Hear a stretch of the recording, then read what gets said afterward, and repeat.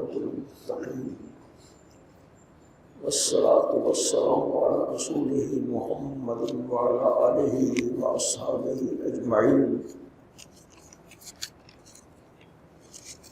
أما بعد فأعوذ بالله من الشيطان الرجيم. بسم الله الرحمن الرحيم.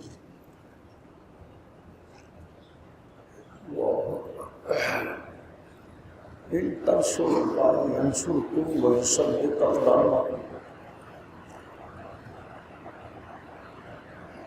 صدق الله مولانا العظيم وبلغنا رسوله النبي الكريم ونحن على ذلك من الشاهدين والشاكرين والحمد لله رب العالمين. قرآن مجید کی ایک آیت کا ایک حصہ میں نے پڑھا ہے.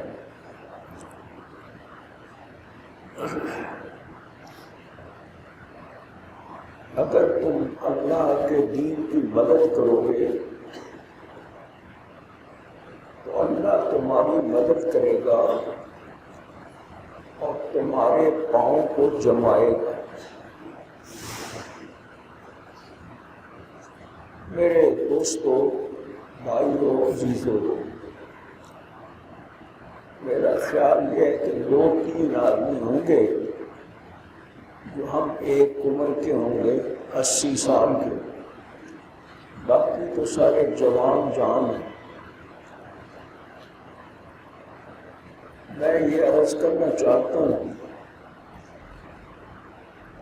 اور بڑے افسوس اور دکھ کے ساتھ یہ بات عرض کرنا چاہتا ہوں کہ یہ ملک جو اللہ تعالیٰ نے ہمیں عطا فرمایا، جس کا نام پاکستان ہے، اور پاکستان کا معنی ہے پاک لوگوں کے رہنے کی جگہ. اس کا معنی ہے پاک لوگوں کے رہنے کی جگہ. ہم انفرادی حیثیت سے کتنے پاک ہیں اور اجتماعی حیثیت سے ہمارے اندر کتنا تقویٰ ہے اور کہنا کتنا اللہ اور اللہ کے رسول کے ساتھ تعلق ہے، یہ ہمیں خود غور کرنا چاہیے. یہ غور کرنے کی بات ہے. آپ دیکھیں کہ 73 سال میں میں سیاست کی بات نہیں کرتا. میں تو سیاست، آج کل سیاست بھی ایک ایسی مصیبت بن گئی ہے کہ کچھ اس کے بارے میں نہ کہا جا سکتا ہے، نہ خاموشی ہو سکتی ہے اور نہ کہا جا سکتا ہے. لیکن یہ موضوع جو ہے جس پر اکثر بات ہوتی رہتی ہے اور ہمارے ساتھیوں نے، علماء نے متفقہ طور پر یہ قرارداد پاس کی کہ آسٹریلیا بشر میں ہم انسداد سود کمیٹی بنائیں اور مسلسل تحریک انسداد سود پر کئی پروگرام ہوئے، بڑے بڑے پروگرام ہوئے، چھوٹے بھی پروگرام ہوئے. لیکن صورتحال یہ ہے کہ اونٹ رے اونٹ تیری کون سی کرنسی تھی. اسلام کی بات ایسے ہی ہم لیتے ہیں، اسلام کا نام ایسے ہی لیتے ہیں. آپ جو مرضی مجھے کہیں، اسلام کا نام ایسے ہی لیتے ہیں جیسے کسی کافر کا نام اسماعیل رکھ دیا جائے، کافر کا نام ابراہیم رکھ دیا جائے تو کیا وہ مسلمان ہو جائے گا؟ اس کا نام مسلمان، اس کا نام چلو اس کا نام مسلمان ہی رکھ دیں، تو کیا وہ مسلمان ہو جائے گا؟ مسلمان تو تبھی ہوگا دوستو جب وہ لا الہ الا اللہ محمد رسول اللہ پڑھے گا، اللہ کو وحدہ لا شریک مانے گا، اور نبی اکرم صلی اللہ علیہ وسلم کے بارے میں یہ عقیدہ پکا رکھے گا کہ جو بات حضور صلی اللہ علیہ وسلم نے فرمائی ہے وہ سچی ہے۔ یہ کم از کم عقیدہ یہ اللہ کے بارے میں، اللہ کی توحید کا اور محمد مصطفیٰ صلی اللہ علیہ وسلم کی رسالت کا جب تک عقیدہ نہیں ہوگا، ہم کسی کافر کا نام اسماعیل رکھ دیں یا ابراہیم رکھ دیں، اس سے وہ مسلمان کو نہیں نہ بن جائے گا۔ آج ہمارے ملک کی یہی حالت ہے۔ اب یہ 73 سال ہونے کو ہوئے، ہم اسی مخمصے میں مبتلا ہیں، اسی مخمصے میں مبتلا ہیں کہ اس ملک میں اسلامی قوانین نافذ ہونے چاہیے یا نہیں ہونے چاہیے۔ ابھی یہی فیصلہ نہیں ہو سکا۔ حضرت صاحب آپ دیکھیں، آپ ماشاءاللہ سمجھدار لوگ ہیں، لاہور کے رہنے والے ہیں، سمجھدار بھی ہیں، نمازی بھی ہیں، ہم کوئی فیصلہ نہیں کر سکے کہ کوئی کام نیکی کا کوئی کام، ایک ہے انفرادی نیکی، انفرادی نیکیاں تو الحمدللہ لوگ کر رہے ہیں، وہ یہاں بھی کر رہے ہیں، وہ امریکہ میں بھی کر رہے ہیں، وہ یورپ میں بھی کر رہے ہیں، جہاں وہ مسلمان ہیں، اچھے مسلمان ہیں، وہ ان حالات میں بھی نیکی کے کام کر رہے ہیں، نمازیں پڑھ رہے ہیں، لیکن اجتماعی نیکی اس کا تصور یہاں کیا ہے؟ کچھ بھی نہیں، کہ کوئی کام بھی ہم ایسا نہیں کر رہے جس پر ہمیں فخر ہو کہ اسلام کی وجہ سے ہم نے یہ کام کیا ہے۔ مثلا ہم یہ کہتے تھے اور کہتے ہیں کہ حل اللہ البیع وحرم الربا، اللہ تعالیٰ نے سود کو حرام قرار دیا ہے، اور کاروبار کرنا، صحیح طریقے سے کاروبار کرنا، وہ جائز ہے۔ کاروبار کرو جائز طریقے سے، اور سود کو حرام جانو، سود کے قریب نہ جاؤ۔ یہ کس نے کہا ہے؟ یہ میں نے اور کسی مولوی نے تو نہیں کہا، یہ خدا تعالیٰ نے کہا ہے۔ اس کا قرآن مجید میں حکم آیا ہے، یہ نبی اکرم صلی اللہ علیہ وسلم نے اس کا اعلان کیا ہے۔ کب اعلان کیا ہے؟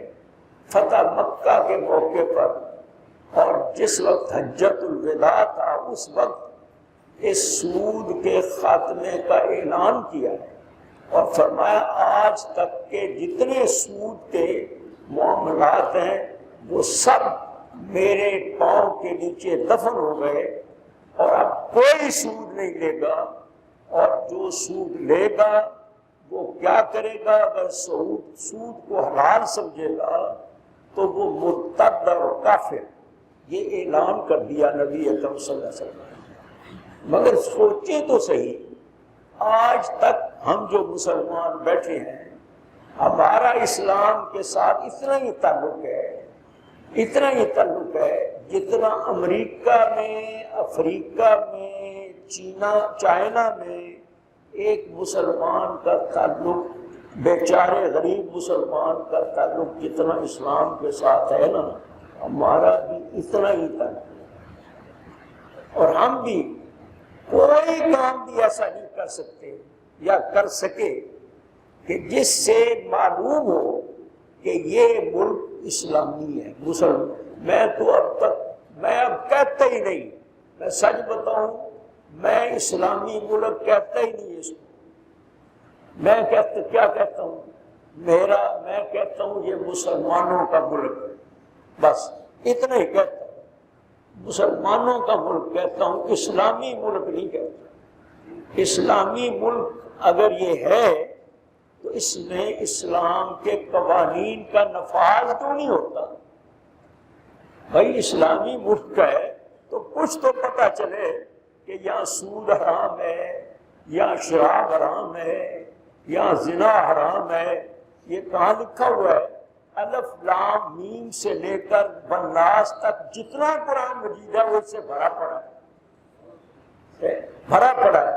تو لہذا کیا مطلب ہوا کہ ہم نام کے مسلمان ہیں، کام کے مسلمان نہیں ہیں۔ یہ بات اچھی طرح سمجھنے کے بعد میں ایک دو باتیں، تھوڑا سا وقت ہے لیکن میں آپ کو یہ بات میرے سامنے یہ لکھا ہوا ہے، میں خاص طور پر آپ کو سنانے کے لیے آیا ہوں۔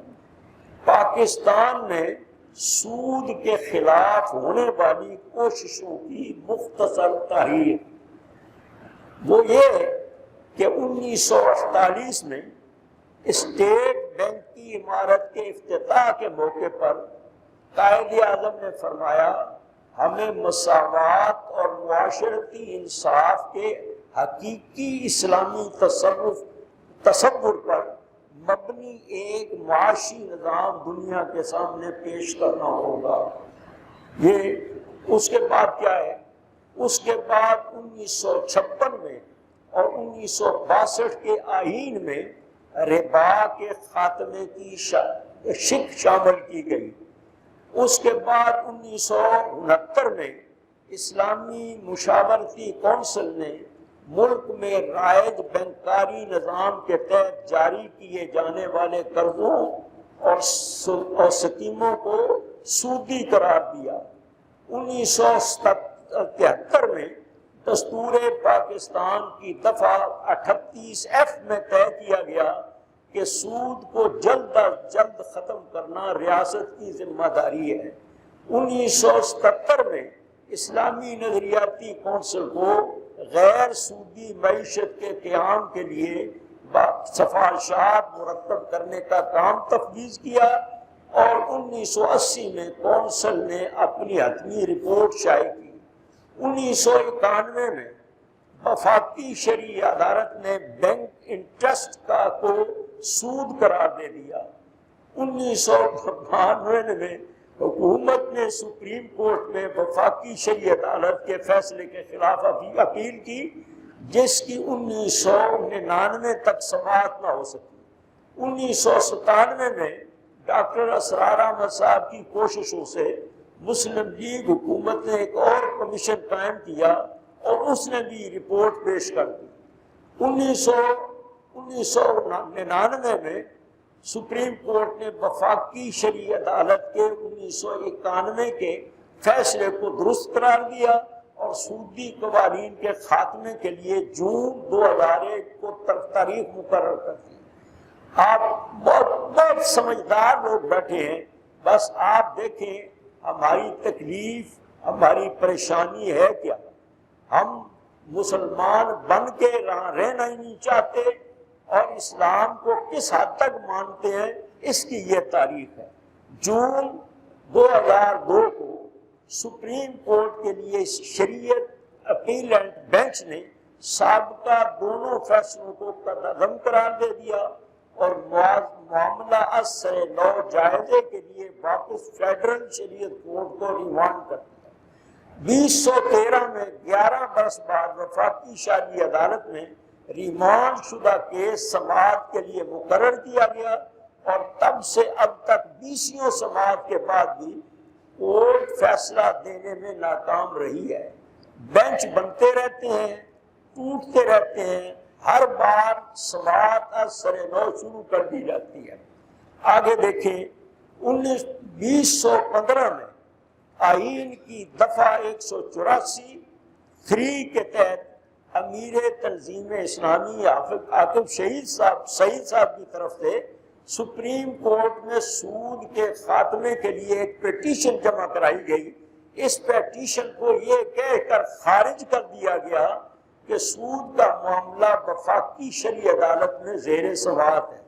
2019 میں کورٹ کے دائرہ کار پر بحث کے دوران اس وقت کے اٹارنی جنرل نے یہ موقف اختیار کیا کہ اس کیس کے حوالے سے وفاقی حکومت وفاقی شرعی عدالت کو چیلنج نہیں کرتی. اچھا، فروری 2021 میں اٹارنی جنرل نے یہ موقف اختیار کیا کہ وفاقی حکومت وفاقی شرعی عدالت کو تسلیم ہی نہیں کرتی.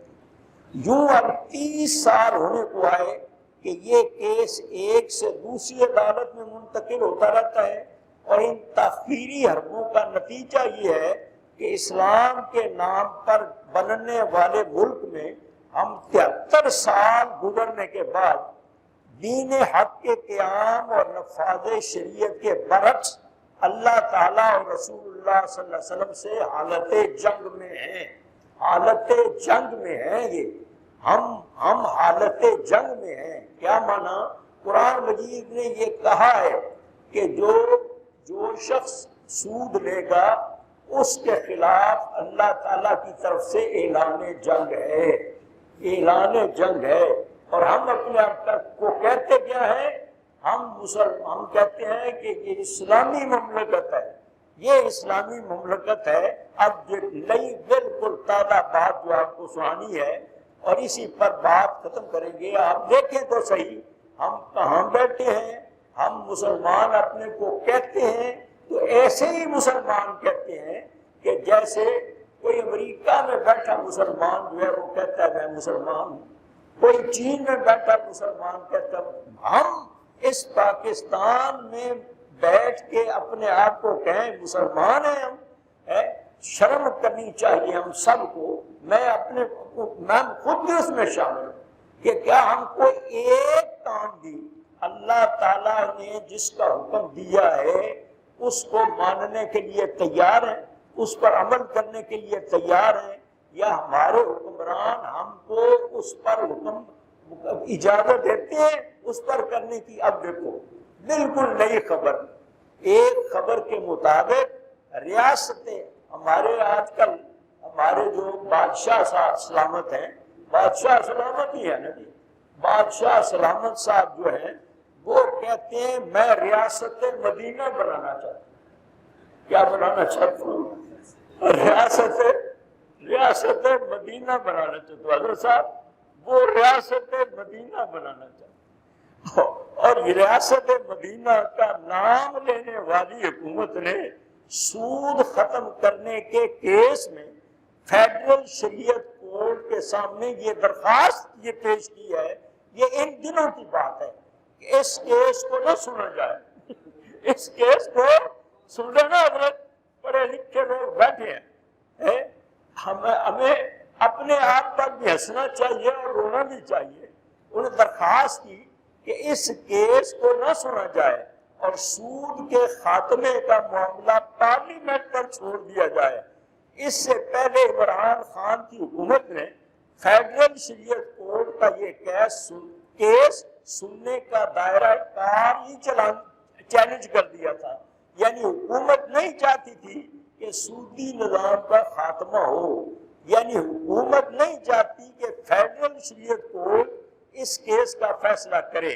فیڈرل شریعت کورٹ پہلے ہی اس اہم ترین معاملے کو گزشتہ 2 تہائیوں سے لٹکائے ہوئے ہے، اور اب موجودہ حکومت چاہتی ہے کہ عدالت اس معاملے کو سنے ہی نہ.